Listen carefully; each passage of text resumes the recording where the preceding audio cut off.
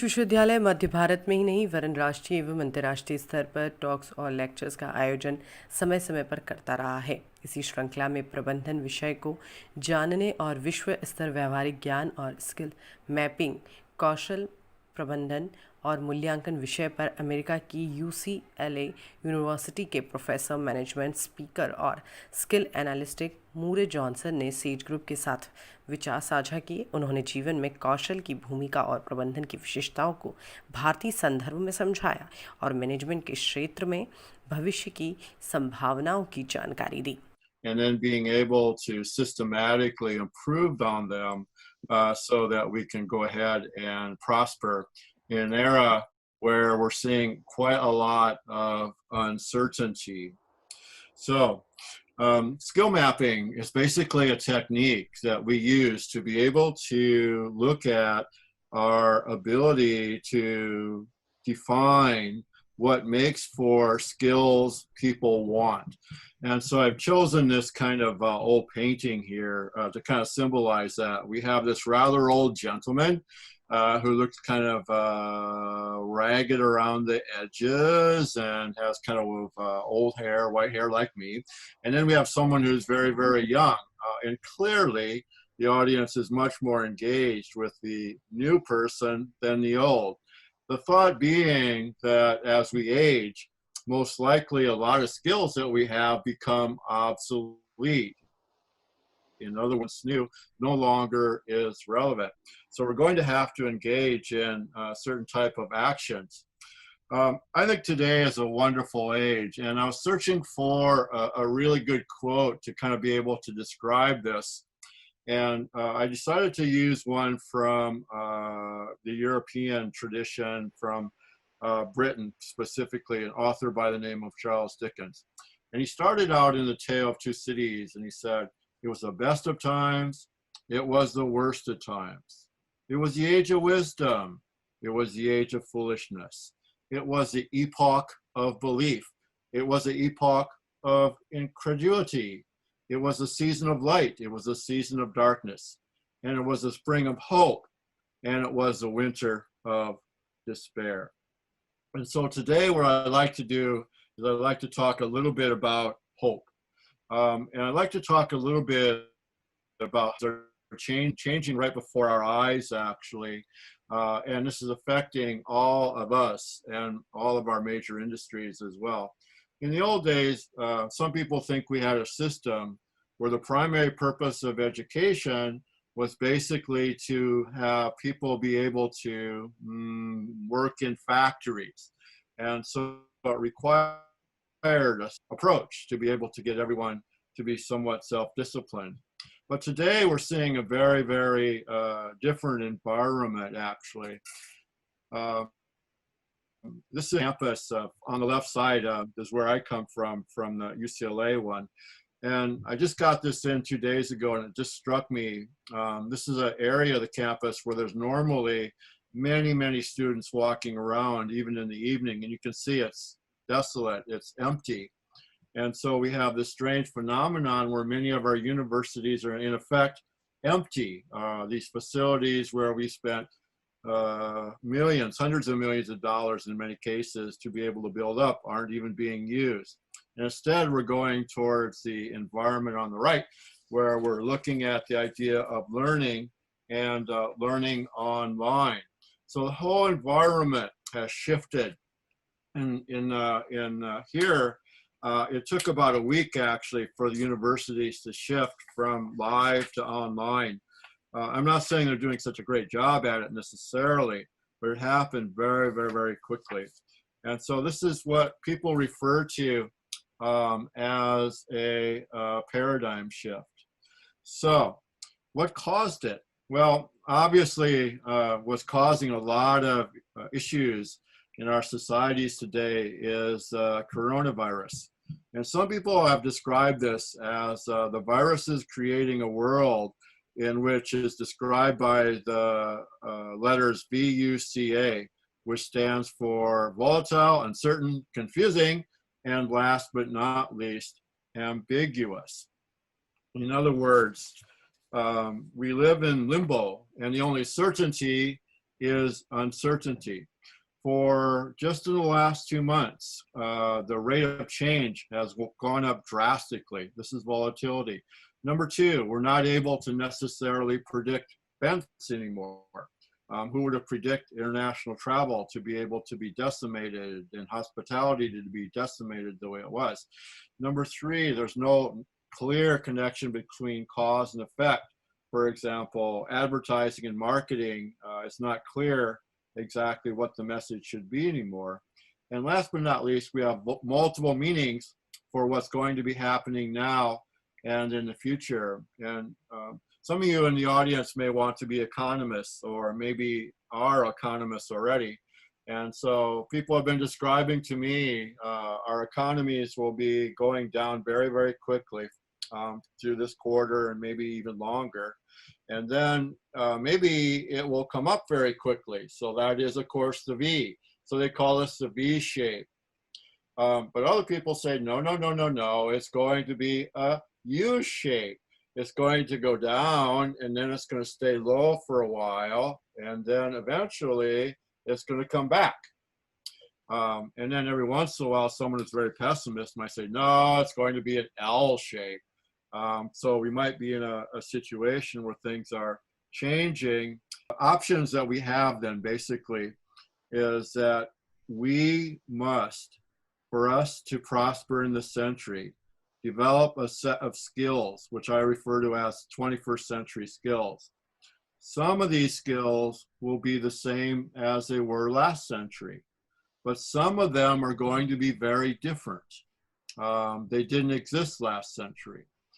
The second point is we need to understand that unfortunately, once we graduate from our university, we can't stop learning. And some of you are already that way. But I think a lot of my students actually, once they get their first degree, is a stop in any meaningful way developing themselves and learning. And to me, this is, I believe, a great mistake. I sometimes refer to that as entering the zombie zone. In other words, they're alive, kinda, but also they're kind of dead because they stop learning in a meaningful way and they're not learning new behaviors. And the second thing is, I believe, is we're entering an era of more personalized learning and learning that can be adapted more to myself. So let me just kind of talk a little bit then about how to go about doing this. Because I'd like to actually have everyone walk away with something that they feel would be very, very helpful and very useful to them. And as you can see, I tend to like to use quotes from dead people. So it goes at the very top. This one is from Shakespeare. All the world's a stage, and all the men and women merely players. They have their exits and they have their entrances, and one man in his life plays many parts. So as you can imagine, since I happen to be from Los Angeles, this would appeal to me, since this has to be an idea of playing a role on the stage. So the way I think about it is that we're all going to be playing different roles as we go through life. The roles in our family, very, very, very important. And of course, the roles on the stage of work. So when we look at doing something like this, we could make it really super complicated. But I think that the best way to do this would be to say we have kind of 4 roles that we have to kind of think a little bit about.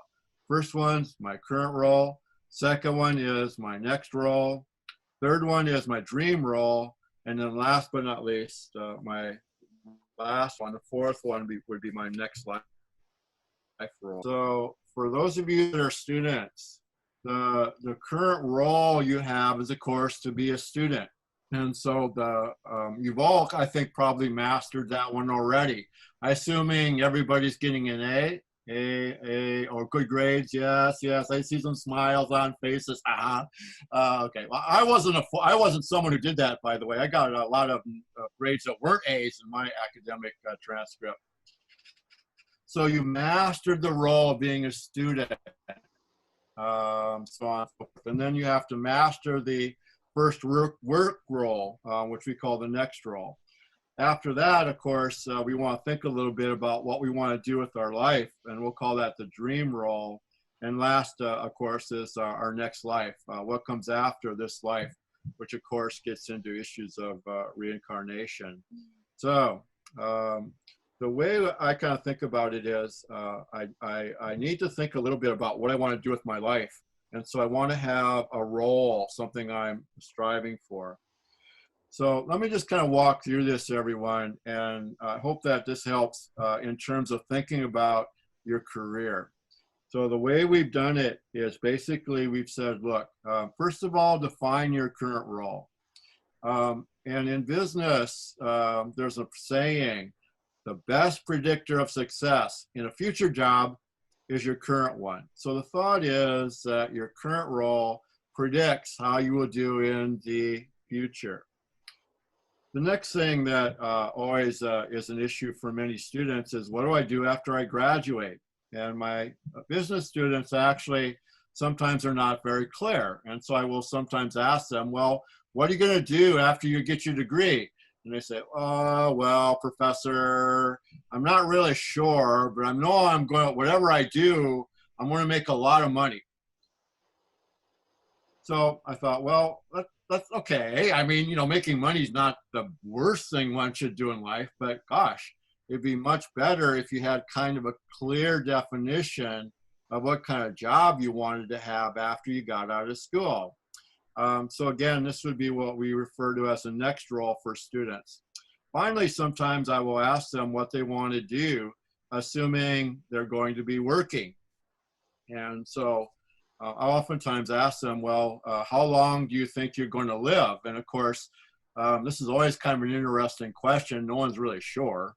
But the last numbers I saw is that the average person most likely could live to be well over 120 years with the advances in medical science. This causes my students to be horrified, actually, because they imagine themselves really over 100, with a lot of the wrinkles and wet hair, you know, and kind of ugly, you know, kind of like their professor. But it's kind of interesting because our current model is that we work maybe till 50 or 60, then we retire. And then, of course, we have another 40, 50, or 60 years of no income. And, of course, that causes them all sorts of anxiety because they say, well, how am I going to live with 40 years of no income? Which, of course, is quite a good question. So, again, a really, really important question. What do we want to do with our life? We call that the dream role on the stage of business, on the stage of life. What do I want to do? And then the last thing is, again, something the Western students have a very difficult time with is I ask them what happens after they die. And it's kind of interesting because they have no clue. Now, for those of you in such an old and ancient civilization with so many spiritual traditions, you might smile at that and say, oh my gosh, you know, we have so much available to us in terms of information and tradition and knowledge. So we have a pretty good feel of what could happen, but unfortunately, my students sometimes aren't really sure at all. So the way we would think about this model then, everyone, is think about the role that you want to play. Each role will have a set of skills that you need to master. Those of you that are professors, for example, that's a very, very honorable role. Not an easy role to play.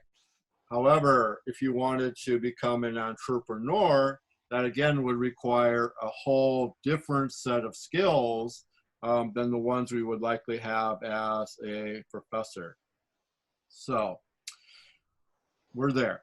So we have a feel for what our roles are. And when I have my students do this, a lot of times the first step is actually the worst. They oftentimes kind of struggle to try to think a little bit about what they want to do with life, their life.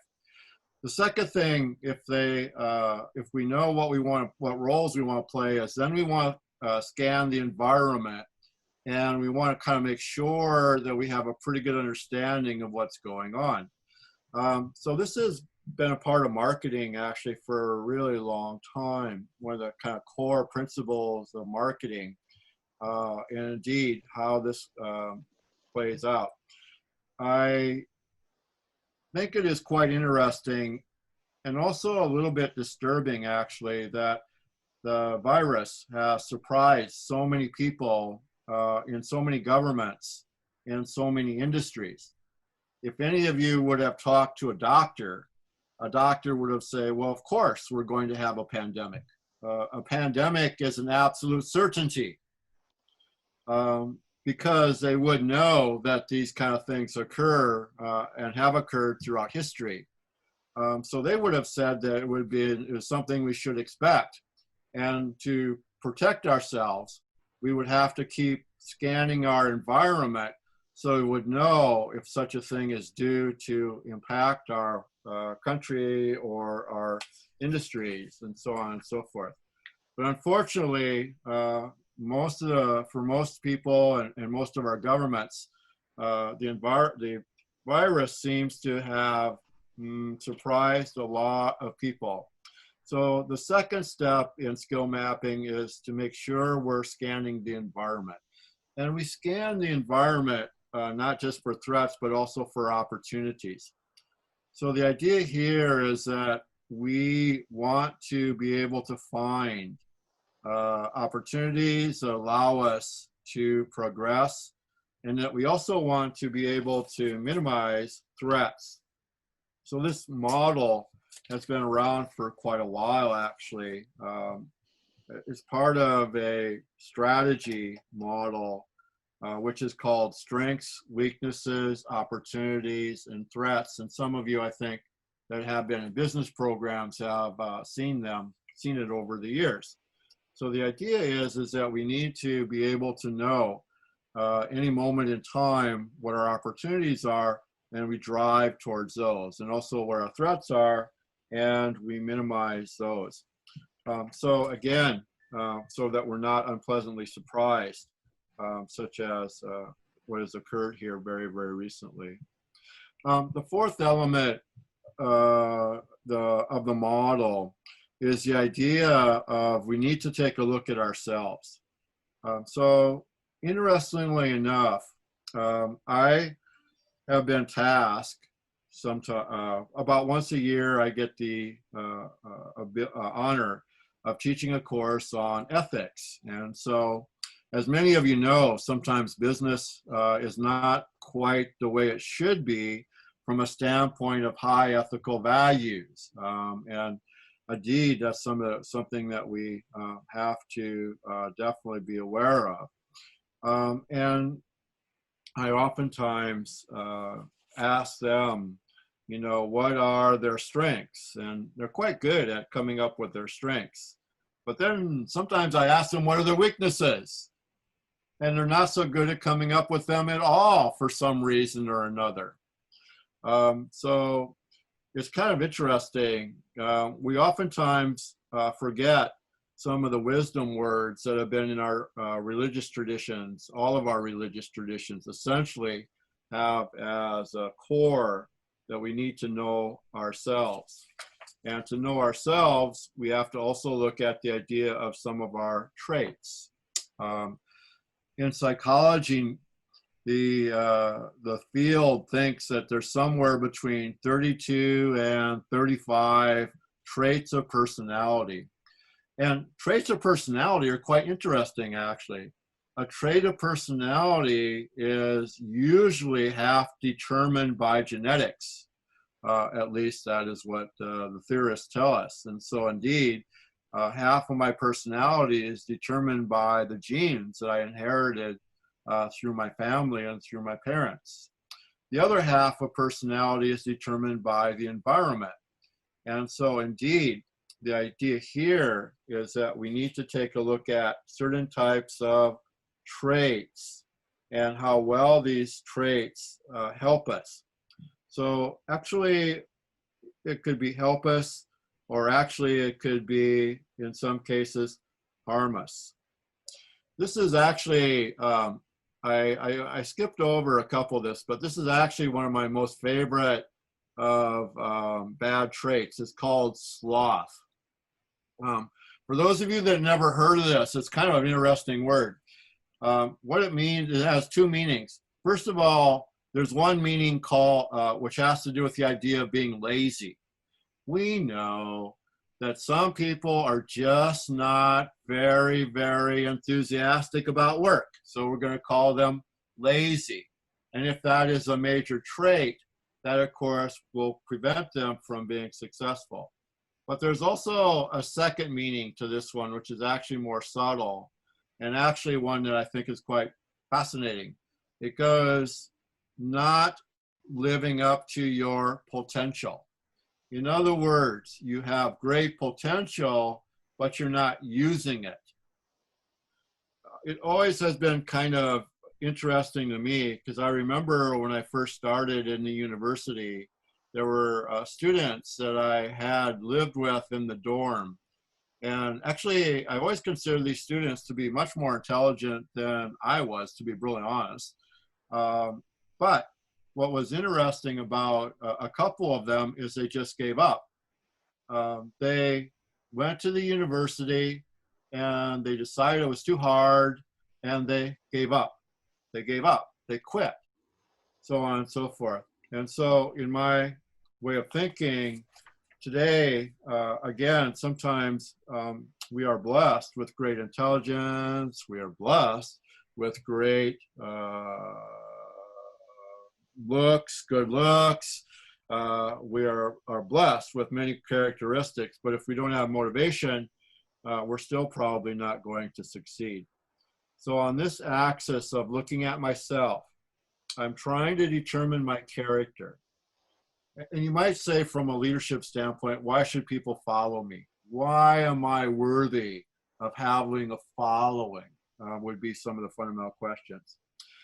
I also need to look at my personality, because my personality has elements which will help me, but there are elements of my personality which will maybe keep me or prevent me from succeeding in what I'd like to do. And then last but not least, I need to look at my skills and what skills that I'm going to enhance. Self-talk. Self-talk. Oh, Yeah. self-talk. Okay. Thoughts have energy. And so I think we all understand that. So my ability to control my thinking is a major determination of my success. If I think that I am going to fail, most likely I will fail. If I think that I am going to succeed, most likely I will succeed. So our self-talk is oftentimes what determines our expectations and actually determine what occurs. So one element of this is what is referred to as an affirmation. I'll give you the one that my mother gave to me a long time ago. And to me, this was very, very precious. So my mother said, look, you have to repeat these words over and over and over and over and over and over and over again. And so my mother's very funny. She believed in repetition. Okay. So she said, look, just repeat this over. Healthy, or you say, I am healthy. Now, all of you, I'm looking at everyone here, and you all look really young, so you're probably much younger than me. Clearly, I am healthy. I am wealthy. I am lucky. I'm lucky. And wise. I'm wise.